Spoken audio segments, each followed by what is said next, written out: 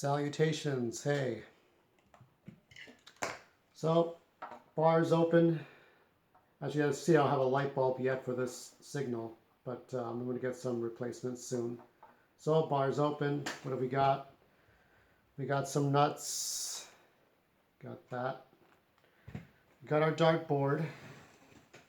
Still here. My miniature dartboard made out of cork. And of course, you can't forget, no bar would be complete without beer. This is one continuous shot today. It's a very special one. I recorded this earlier for Sunday night, Saturday night, Sunday morning.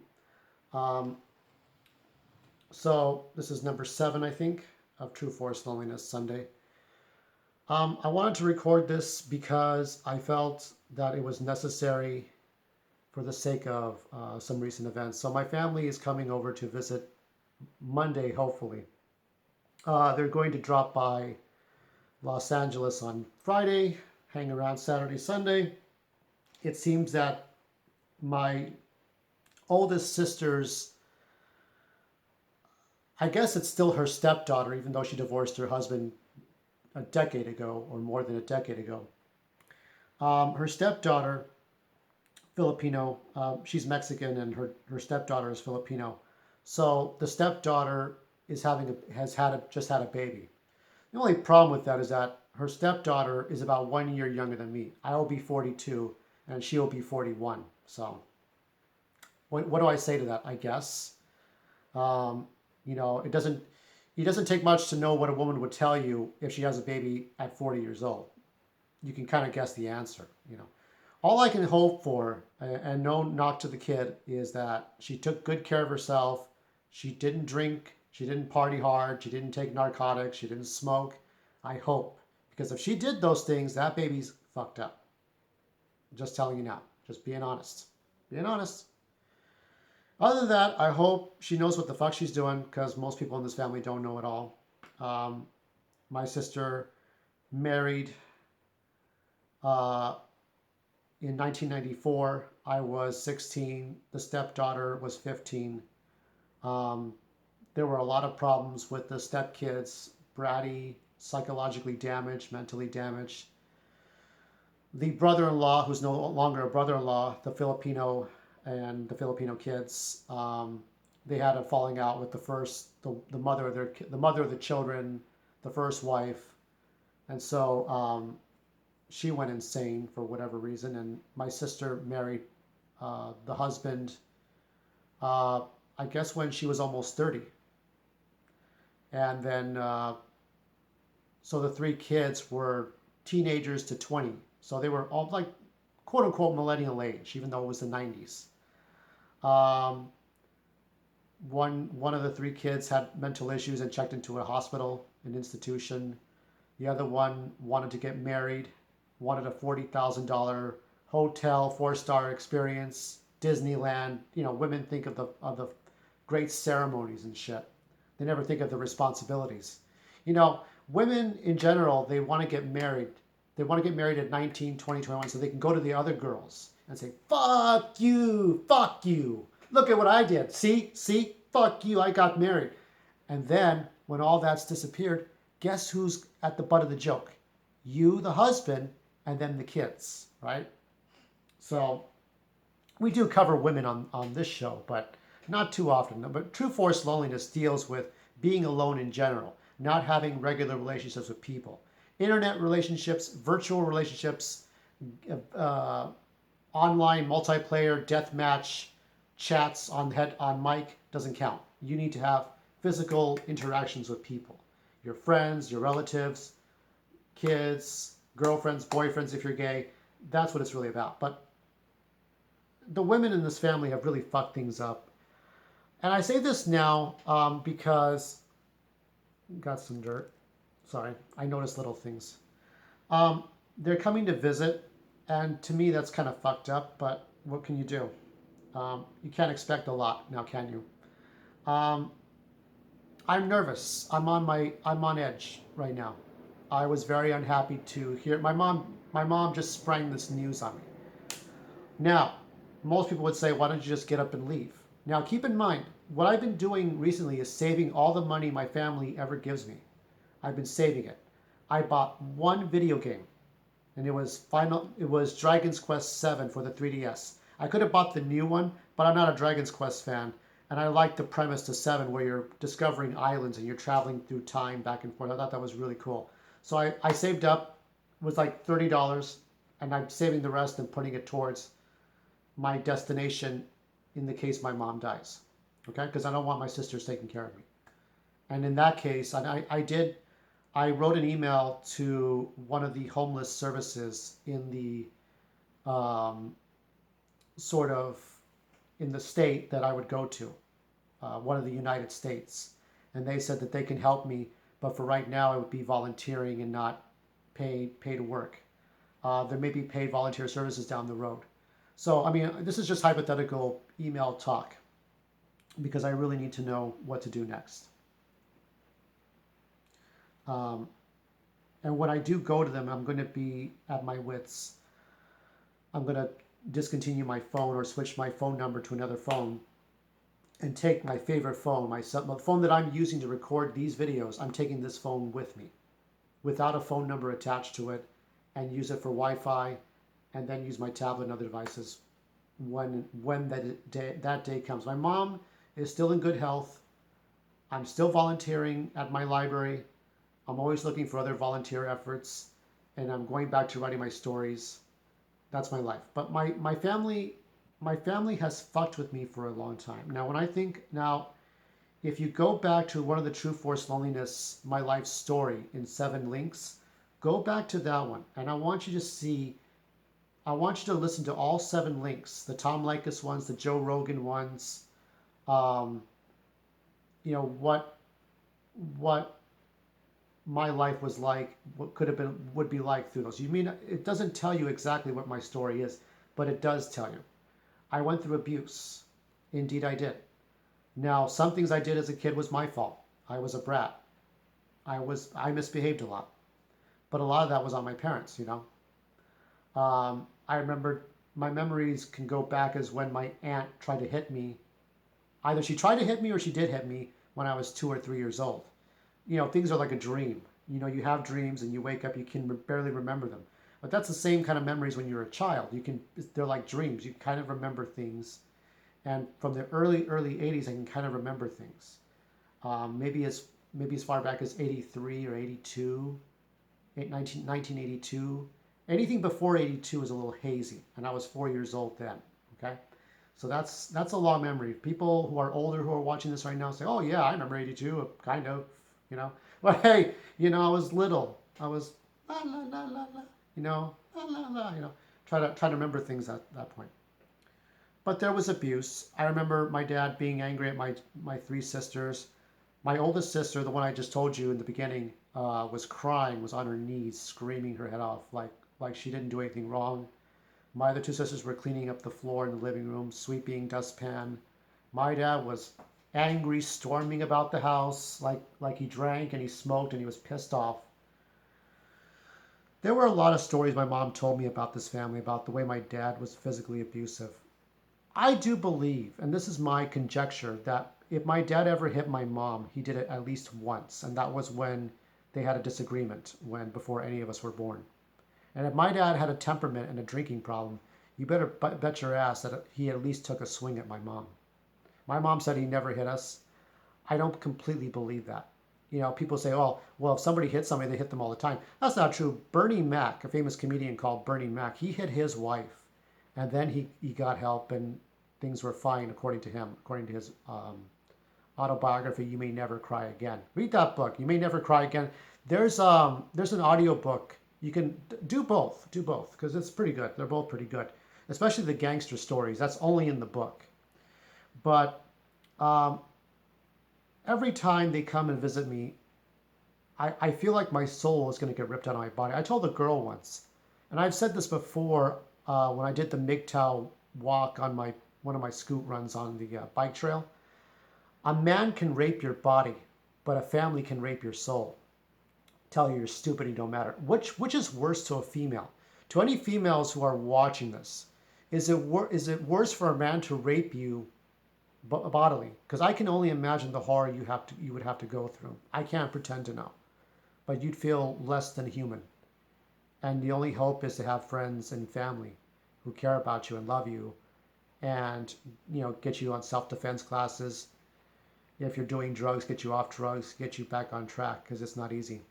And for women, but is that worse, or is it worse to be told you're stupid and wrong by people in your family? I mean, they just, by my family, I lived and breathed. When I was a kid, I cried so much. I cried like a baby over stupid things. Fallen pizza, fallen spilled milk, cry over spilled milk, right? And the last two times I ever cried, I was thinking, well, the last time was about my mom singing a lullaby to me, but it was out of context. I think I was searching for something that wasn't there. And there's no real love in this family. That's what I learned. But the other two times were when I stole cardboard to make a makeshift portfolio because I was too stupid to go and make a portfolio. This was in junior college, okay? And the other time was when I screwed up my animation project for four-year college because it didn't come out right. The zip disk didn't read the zip disk. We used zip disk back then, the 100 megabits stuff, before flash drives were practical. The first time I saw a flash drive was in 2004, so long history of things. And yeah, my teacher told me I fucked up, and I held my tears back for as long as I could, but I cried. And I thought to myself, I think that last time, all my efforts were screwed up. And then the other time was like, what was I doing school for? And I think the simple answer is that I was doing school for my family. My father, through physical threats, through his egotism. Let me tell you about what my dad lived in.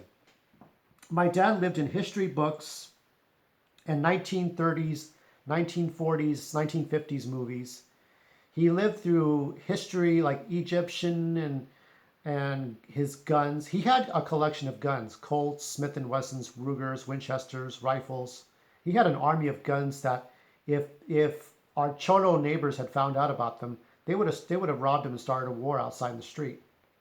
He had cameras, old-fashioned cameras. He not only did he collect guns, he had a bullet casting system so he could take lead, heat it up, okay, take the molten lead, pour it into like castings, make bullets, weigh the gunpowder, scales. He had everything there to make his own bullets. And the sheriffs but they bought the guns at whatever price they felt like it when my dad died. He lived in narcissism, and he lived in egotism, and he used the back of his hand if you talked out of turn, if you contradicted him, if you weren't speaking up, if you weren't giving him the answer he wanted. It was a very talk down to you. It was the quote unquote master nigger, master wetback, master Jap, master chink, master dago, wop, towelhead, retard. I'm going to throw all the faggot. I'm going to throw all the derogatory words in here. Okay, you're 3/5 of a person when you were around my father, and so that was hard. And my mom was complicit and agreeable. And as long as my dad was there to pay the bills, because she didn't pay the bills until after my dad died. She didn't know how to do any of this shit. She didn't pay the taxes. She didn't pay the bills. My dad did all that. And my sisters just fought over each other for attention. My mom was the good person. She was the holy grail of this family. Even though A, she was complicit, and B, she let our father hit us for no good reason. My dad would hit all of us the same way a husband would hit his wife for not getting dinner ready. What the fuck is that? Can you explain that to me? You motherfuckers who think it's easy. For those of you who are doubtful, for those of you who are arrogant, who still don't like me, especially those guys who gave me thumbs down, let me tell you something. You think it's easy to be on the other side of the fence where no one ever hits you. But fuck you. You don't know until you were there. Don't you dare point your nose up at me. I've got the bigger nose. My dad made fun of that, as well as kids at school. I never had friends at school. And I had so many problems.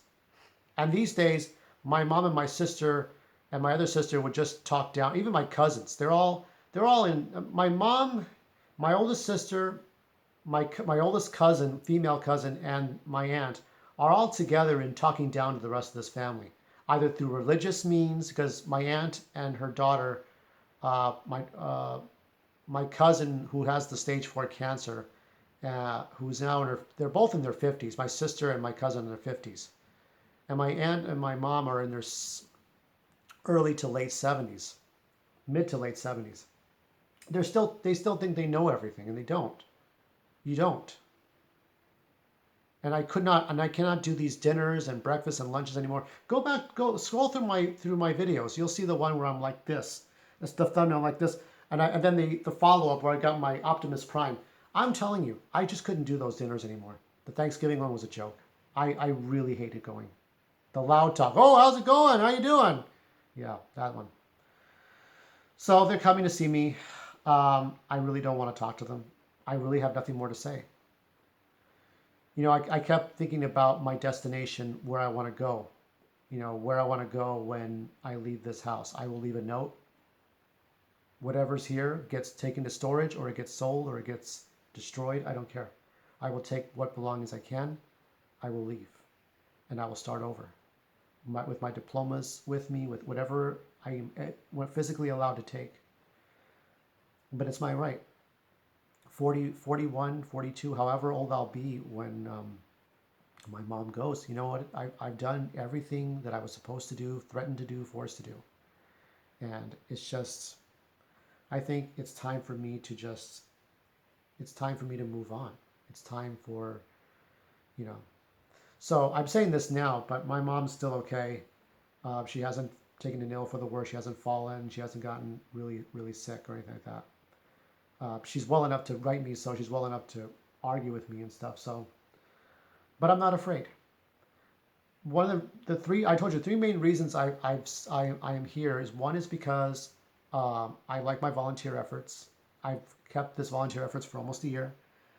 Two is, if I go without any convenience. I take whatever money I have. There's no guarantee that I will survive, but the people at the shelters, the people at the rehabilitation centers would be foolish to not try to help someone. And lastly, I still have my hemophilia severe. The cure is out there. The cure exists. It's just not past the study phases. And I went through too much work to try to be on the study. So it's with some regret I didn't take it, but I am taking an easier medication that I only take once a month instead of once every 3 days. It's much easier. So I'm just going to have to bear it. I'm going to have to figure out what to do. It's okay to have problems with your family. For those of you who have good family members who can understand what I'm going through, maybe because your best friend or a long friend of yours, maybe he committed suicide because of the way his family was. I know I've known people in high school who took their lives. Try to sympathize and try to understand. And if you can't understand, I really implore you to do so. Some people don't have a choice. They don't know what to do. This is what true forced loneliness is. It's not just girlfriends and ex-wives. It's the fact that you're alone because the people you grew up with and the people you went to school with didn't give two fucks about you. They could care less about you. And even when authority figures, like the one in high school who spread a rumor about me being stuffed in a locker, what the fuck was that? So, when people try to be against you for against you's sake, that's hard. That is the hardest thing than having a girlfriend or not. It's being alone in the real world. And everybody who could be your friend is online only. That sucks. So enough with that topic. I'm just going to, please wish me luck. Wish me a happy Monday. I'm trying to stave off this fear of dealing with my family. I have to fix the house and everything. So let's go to last call. Da-da-da-da-da. So the last call, I thought this was interesting. So, in case you can see there, check this out if you get a chance. If some people were asleep at the wheel. I was not. I was anticipating this. But I was kind of wondering if Joe Rogan was going to post this in the middle of the night so that, it'd be easier for people to watch it. I'm surprised people did watch it. He's had celebrities on before. In the case of, uh, was it Mel Gibson? And he also had Ed Norton and Kevin Hart. And he was going to have, what's his name? Uh, P. Diddy? Is it Sean Combs? Yeah, Sean Puffy Combs. P. Diddy Combs, whatever. Well, no, not Sean Combs. I'm sorry. Kanye West. I get the two mixed up. Kanye West, the husband of Kim Kardashian, who's helping people, who's helping, doing some good work. And I'll agree with that. She's got to make up for her shitty reputation. But Kim Kardashian's doing all right with that. So Kanye West hasn't gotten on. Maybe he will. Maybe he won't get cold feet. After seeing Robert Downey Jr., what can you say? I mean, Kanye West and other celebrities have to realize that people like Joe Rogan, there's a difference between people like Joe Rogan and people like Conan O'Brien and Jimmy Fallon and Jimmy Kimmel and Dave Letterman, Jay Leno, even though he's had Jay Leno on the show. And what's the guy's name? Stephen Colbert. These are people who have their commercial breaks and stuff. It's a different thing with the late night talk show. Even Ellen, okay? And yes, Robert Downey Jr. he'll be on Ellen. I don't know if he'll be on Ellen. Maybe Ellen. Because it's sort of a family show, the Dr. Dolittle movie. So Ellen and late night talk shows, he'll do it because he's got to promote the movie. He's got to do his job. He's got to do what his agent tells him, what his publicist says. But after that, I think the podcasts are really good. I mean, this is my podcast. I don't have any guests on except the air around me. But yeah, I mean, this show has, I mean, when did I first watch this show? 2016, 2015, 2016, maybe. And I'm surprised. I always knew about Joe Rogan from news radio. I actually from the baseball, what is it, Hardball? That show that looked like Cheers prequel or a Cheers type of show where you have the Sam Malone type of character playing baseball, but he hasn't run a bar yet. I remember that 94 show and then news radio. And then some of the reality shows like Fear Factor and such, and then UFC. But finally, I realized he had because I'm old. I was a teenager in the 90s, so that's how I followed it. But his is the best show. You know why? Because he talks to different people. He talks to as many different people. And that's what I like to do too. I like to get to know all kinds of walks of life, all kinds of people, all kinds of human beings. And that's all that matters to me. And if you understand that, then it matters to you too. So that's all I really have to say. Thank you all for watching. Tune into, you know what? Type Joe Rogan and your favorite celebrity or your favorite, or even then, type in a topic: life's purpose, loneliness, love, hate, cars. Type in Joe Rogan in any keyword and you'll find it on YouTube surely. So with all that, the bar is now closed. Go home and have a good rest of the weekend.